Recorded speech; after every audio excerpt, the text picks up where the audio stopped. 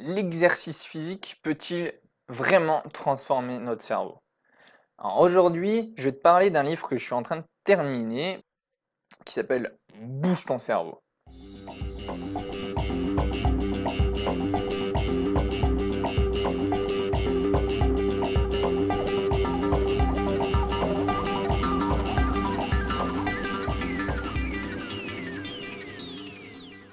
Il y a deux types de réactions qu'entend Wendy Suzuki, l'auteur de ce livre, lorsqu'elle explique son travail de neuroscientifique.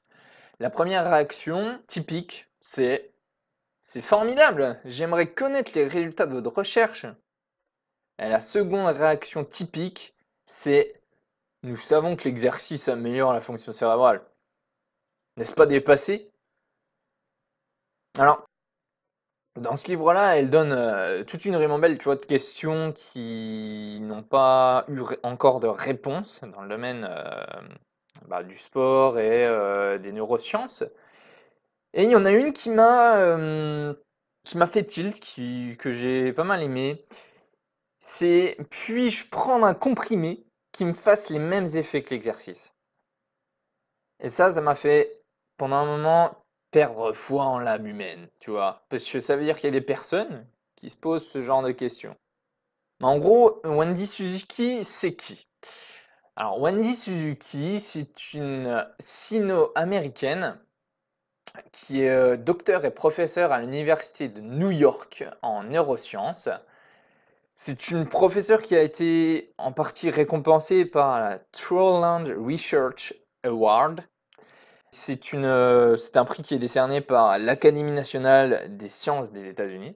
Et au début de ce livre, Wendy Suzuki, elle se décrit un peu comme une geekette, tu vois le truc, comme finalement quelqu'un qui est mort du travail, qui a passé une grande partie de sa vie à étudier, à se plonger dans ses recherches.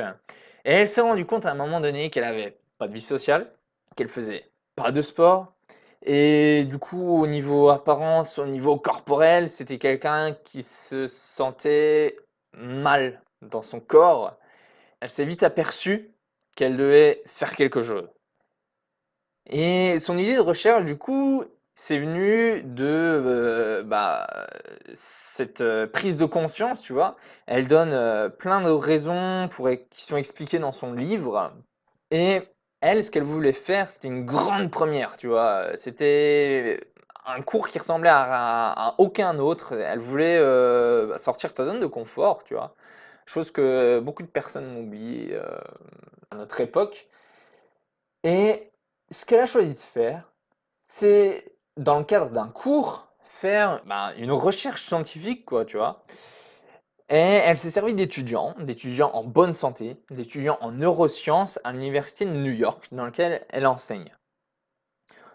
Son cours, concrètement, il se déroule comment? Si tu lis le livre, en fait, cette professeure, elle explique qu'elle a suivi un cours en salle de sport qui s'appelle l'Intensity. L'Intensity, c'est un cours qui mêle plusieurs choses. Donc, des postures de force, des postures dans lesquelles tu te sens fort, quoi, je peux pas dire autrement, et des affirmations. Des affirmations comme par exemple, je suis fort, je vais y arriver, je veux y arriver, je suis inspiré, tu vois. Et à la suite de cette séance d'intensity, elle ajoutait 3 minutes de méditation pendant lesquelles ses élèves prenaient le temps de penser, de réfléchir, de se reposer, entre guillemets, et ensuite suivait le cours théorique, comme dans n'importe quel cours, quoi, tu vois. Et la première fois qu'elle a fait ça, elle avait le trac. Elle avait le trac déjà dans un premier temps parce que, je sais pas dans quelle école tu vas, si tu es étudiant encore, ou dans quelle école tu as étudié, si t'es déjà plus à l'école. Mais c'est pas un cours dont tu as l'habitude d'être en fait. C'est pas un cours qu'un professeur a l'habitude d'enseigner, tu vois. Hmm, T'es pas là en cours de français à faire ton footing en apprenant ce que c'est qu'une conjonction de coordination, quoi, tu vois. Donc du coup, la réaction des étudiants lors du premier cours, elle était assez variée. Elles étaient assez variées. Il y avait des étudiants qui étaient moqueurs, des étudiants qui comprenaient pas ce qui se passait, des étudiants qui s'ennuyaient, comment dire, qui étaient dans l'incompréhension, tu vois. Et c'est un truc, t'as pas l'habitude de faire des cours comme ça. Et ce qu'elle a fait dans un premier temps, c'est qu'elle a évalué au début du premier cours, au début du tout premier cours, lorsqu'elle a lancé ce cours-là, elle a évalué les capacités des étudiants dans des tâches d'encodage. En gros, si tu veux savoir ce que c'est qu'une tâche d'encodage, je te conseille d'aller regarder l'épisode Johnny Depp de Bloqué. Tu sais le truc avec Orelsan et Gringe là. Donc je te conseille d'aller regarder ça, tu comprendras vite. Donc ce qu'elle a fait, c'est qu'elle l'a déjà mesuré lors du premier cours et ensuite elle a fait le même test, la même évaluation lors d'autres cours et lors du dernier cours.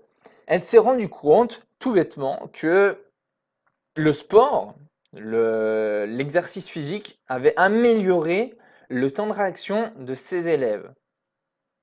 C'est dans le jargon scientifique, c'est ce qui est appelé la vitesse de traitement. Ensuite, une chose qui était très bien construite dans son cours, c'est que finalement, quand tu fais un exercice physique avant, je vais pas dire un cours, hein, parce que tu vas pas te retrouver à faire un 100 mètres ou aller à la piscine juste avant d'aller en cours, mais avant, par exemple, d'aller au travail, avant de faire une tâche dans laquelle tu dois être pleinement concentré. Tu comprends? L'avantage de la construction de son cours, c'était que après la séance d'exercice physique qu'ils avaient fait, la séance d'intensity, ils avaient une sécrétion d'hormones, une multitude d'hormones, par exemple la dopamine, la sérotonine, les endorphines, la testostérone, les BNF. Les BNF, c'est les facteurs neurotrophiques dérivés du cerveau. En gros, vulgairement, c'est ce qui contribue à la vie de nouvelles cellules cérébrales. Tu comprends du coup en quoi c'est utile de faire une séance de sport, de t'activer avant des moments où tu dois être pleinement dans la tâche, où tu dois apprendre des choses par exemple, tu vois. En plus de ça, en plus de la sécrétion des hormones, ces élèves, ils avaient du coup plus d'énergie. L'effet de groupe aussi, comme c'était en classe, il y avait cet effet de groupe qui faisait que finalement c'était une énergie positive qui du coup était véhiculée d'élève en élève et qui faisait que au final, ils étaient plus détendus, ils étaient plus concentrés et du coup plus enclins à tout bêtement, tu vois, retenir le cours théorique qui allait suivre, quoi, tu vois. Et dans le livre là, elle a recueilli des témoignages de quelques élèves. Chose que je t'ai pas dit, c'est que ce cours se passait le matin. Il y en a une de ses élèves, de ses étudiantes, qui lui a dit que tout bêtement, son cours ne ressemblait à aucun d'autre, tu vois, aucun autre cours matinal qu'elle suivait. Elle n'avait pas besoin d'arriver avec sa petite tasse de café et à s'accrocher, tu vois, à sa tasse de café. Une autre étudiante lui avait dit qu'elle arrivait à à retenir tout son cours, sans avoir besoin de prendre de notes. Il y en a une autre qui, elle, se sentait capable d'être plus attentive à ce cours-là, qui, je te rappelle, se passait le matin. Donc, quand tu es étudiant, hein, tu viens de travailler, tu es déjà endormi au début de la journée. Et elle se sentait capable d'être plus attentive à ce cours plutôt qu'aux autres. Donc, c'est un travail qu'elle a fait dans le cadre de cours, mais qui était vraiment concret, tu vois. C'était pas avec des rats de laboratoire ou des choses comme ça. Et une autre chose qui est intéressante dans son livre, c'est qu'elle a fait une espèce de variante, tu vois, de ce cours-là, avec des personnes touchées par une lésion cérébrale traumatique. des personnes, tu vois, qui, par exemple, avaient des problèmes pour bouger ou avaient d'autres soucis, du coup, qui touchaient le cerveau.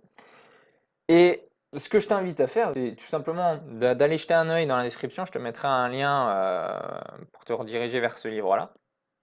Mais la conclusion, c'est quoi? C'est que le sport, c'est bon pour tout le monde à partir du moment que tu prends la peine de ne pas te chercher d'excuses.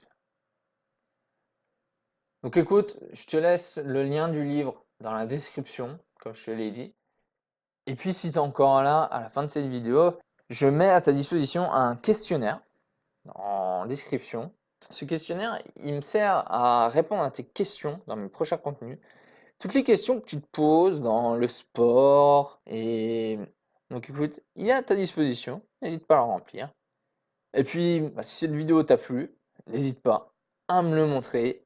Et sur ce, ciao.